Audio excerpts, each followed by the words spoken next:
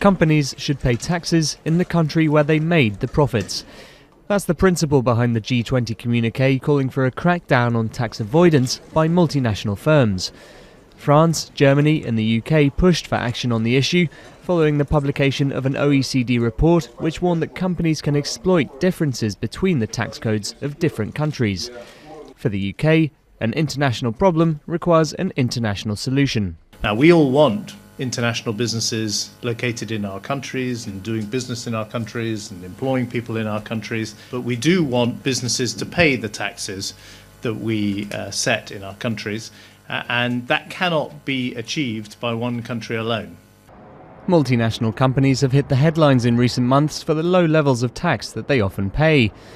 Nations pushing for reform will help draw up an OECD action plan looking at issues such as how companies transfer profits to their subsidiaries to avoid tax and how companies downplay their taxable income. France and the US will chair a committee looking at how to tell where tax should be paid in an era where online trade throws up difficult questions. We must ensure that this new form of business also, just say the same thing as my colleagues, pays its fair share.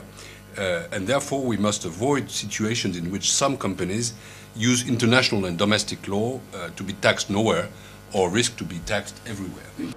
The G20's communiqué also said members would avoid devaluing their currencies to gain an economic advantage. Recent policies put in place by Japan to weaken the yen have raised fears of a so-called currency war if other nations try to do the same.